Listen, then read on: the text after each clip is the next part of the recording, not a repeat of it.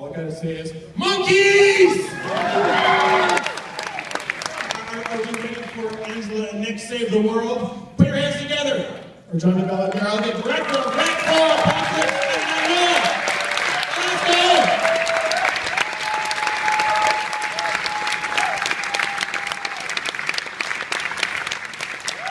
Let's hear it!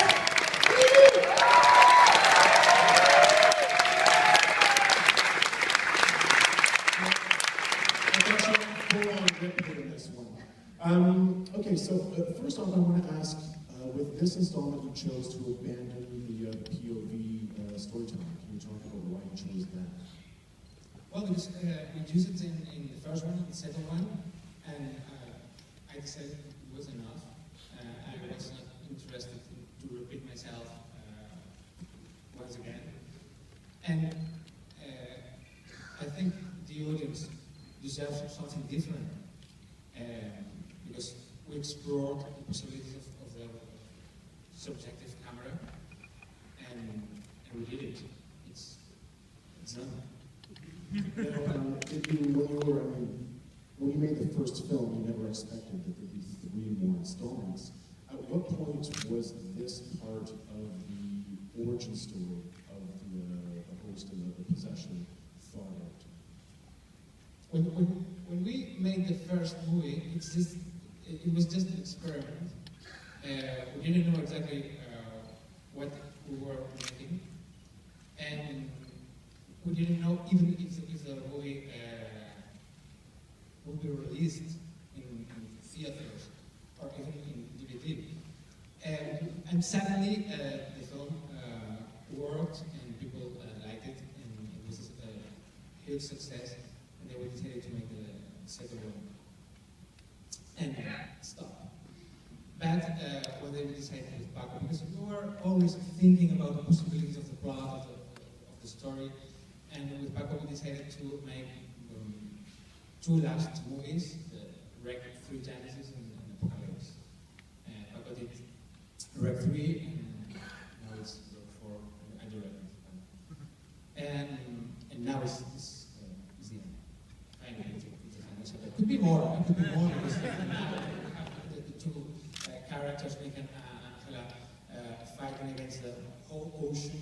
It's something for me very attractive. But I said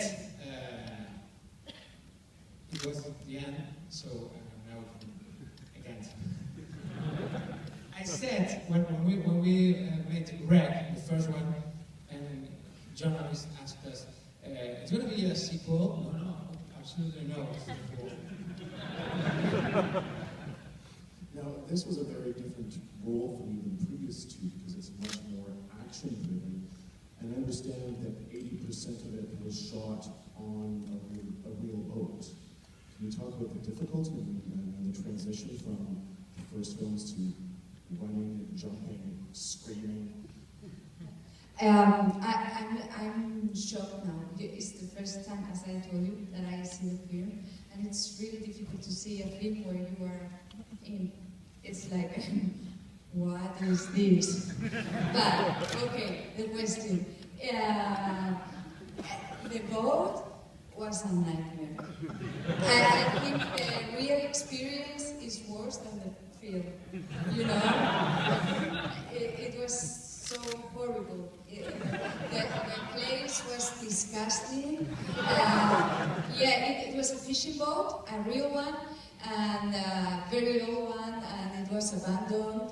And we had all these creepy fish, like pudriéndose, like rotten, like fish, like smelling really, really bad. It was all rusty, full of oxide, and from the very first day, when we shot the first day was this scene where I'm escaping in a stairs, narrow stairs, and I have monkeys. Like, there were no monkeys, obviously. And I got a lot of rashes and blood, and I had to go to the hospital the first day for the tetanus, and then I had to go to the hospital every day because I was getting hurt all the time from all these huge men that I hate them so much. Wow. Yeah, and they survive almost until the end, and you kill like very nice people at the beginning. Why do you do that? Wow, I'm so angry now. Yeah.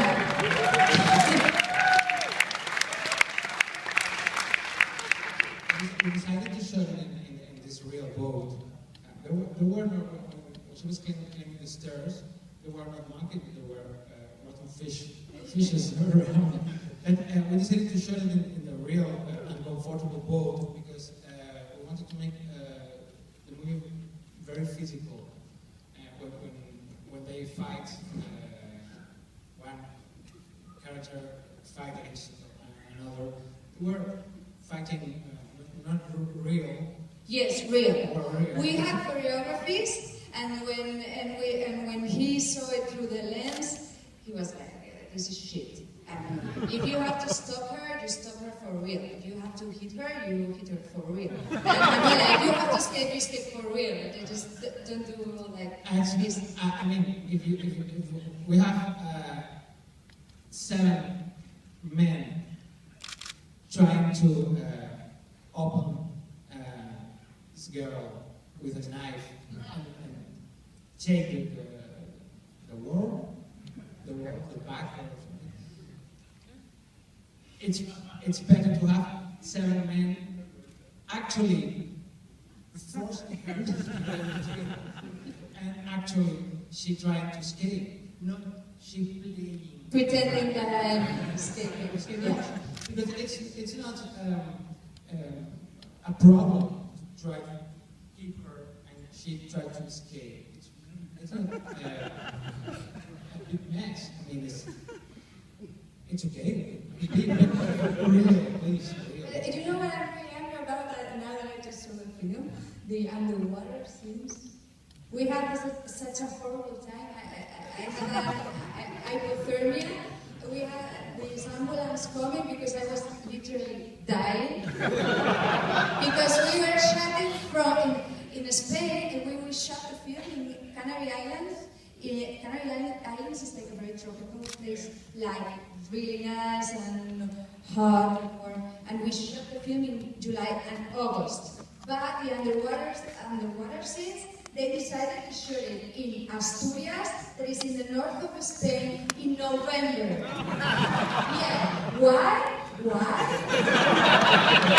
And then you have like 20 seconds in the film, and it could be whoever in the world. It doesn't have to be me. And you can be underwater from 5 p.m. until 8:30 a.m. the next day. I almost died. I can't explain it.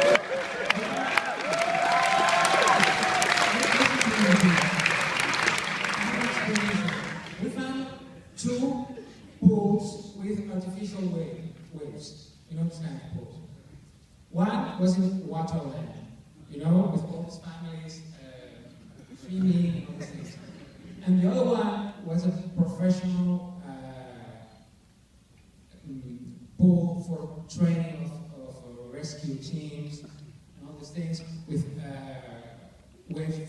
3 meters. And we decided to use this pool. But we could only use this one in November. And then we went in November. Do we have any other questions from the audience here? Yes. How does it feel to be amongst like the Jamie that was like the final girl? They're pretty iconic.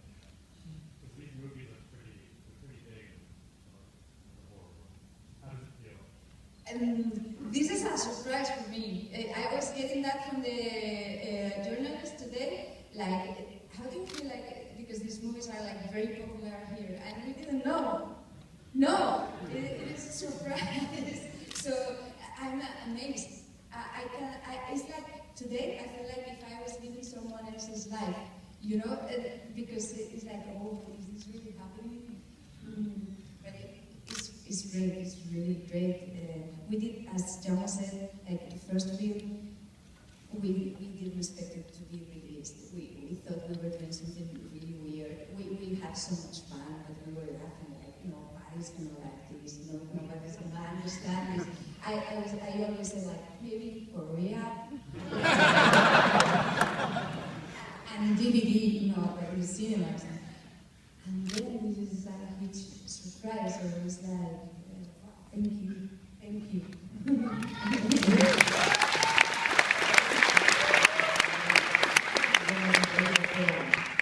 was more interested in getting you here than him.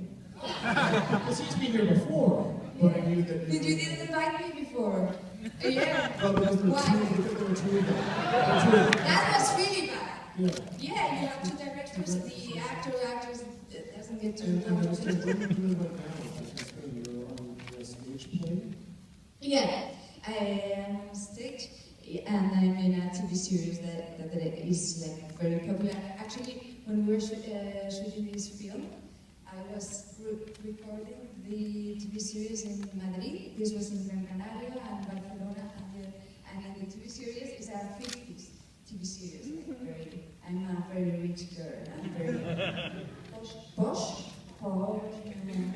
And I was shooting in Madrid during the day, being like very posh, very 50s, and then I took an a train, a high-speed train, and got to Barcelona. And I was doing this nighttime, and then I woke up and I took an back to Madrid. I didn't sleep, and it was amazing. Like, wow, is this real life? Where am I? We have another question from the audience. Yes, right there, yes. All right, first of all, welcome to Toronto. Thank you. Thank you. Premiering your movie at Sept.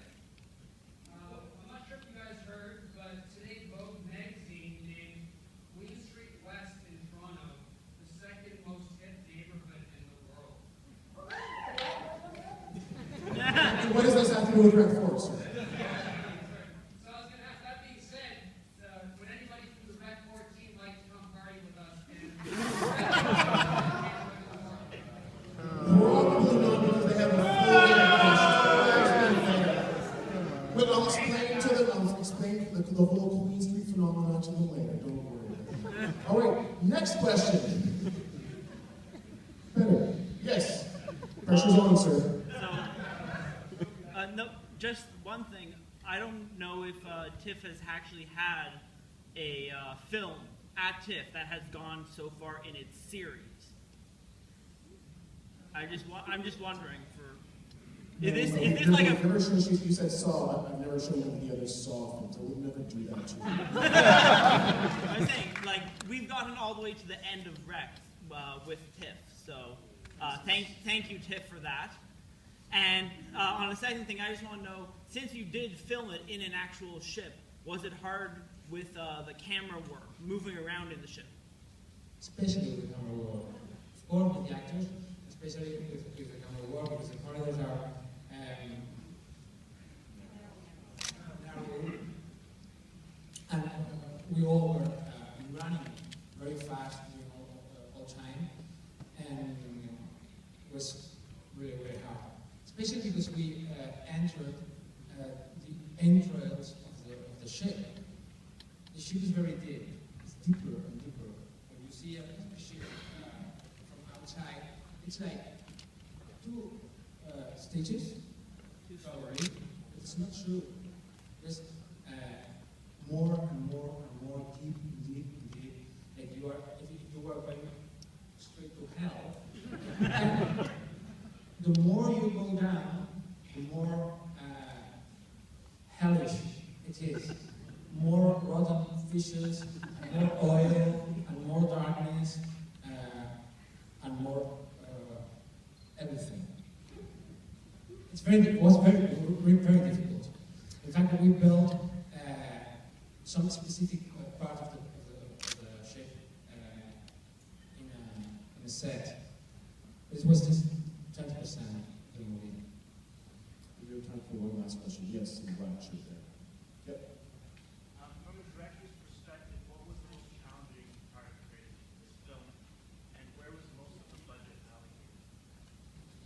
most challenging part of this film, and where was the most of the budget allocated? And this is a much bigger film than the previous installments. So, Yes, it's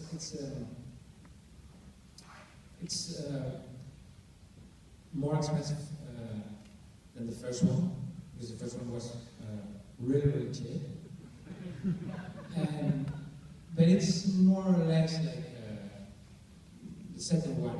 It's a little bit more, and probably less than the third.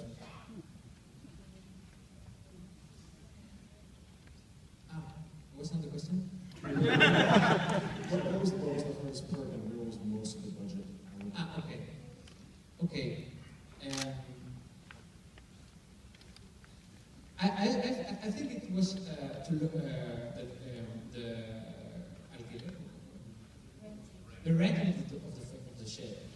You know, this is very complicated to use a ship in a port. A port is an unknown place with they have their own rules, politics, and it's really, really disturbing. And you have to talk with them and you have to deal with them. It's very difficult and expensive. Probably is that. We'll do one more. Yes. What did you think of Jennifer Carpenter's acting in quarantine? Well, we'll just ask, not so much on the acting, what was your impression of quarantine? You guys see quarantine. Have you seen quarantine? I haven't seen it. But I do like Jennifer Carpenter. I have seen it in Dexter. And I really liked it. When I knew that she was playing the role, I was so flattered or honored. Like, oh my God, I really like this actress. But something curious happened. We went to one festival with Greg, one or two, I don't remember. And young man one day, he told me, like, Manuela, come, I want to show you something in the computer. And he played something. And I was like, what is this? I mean, it's right, I've seen it like 500 times. And then he said, like, look. And then I realized it was not me, but it was the same. So I was like, oh my God, what is this? Like, so I had the feeling that it was like exactly the same with a different actress. No? Was it? But she's really good, I think. She's a great actress. You're better.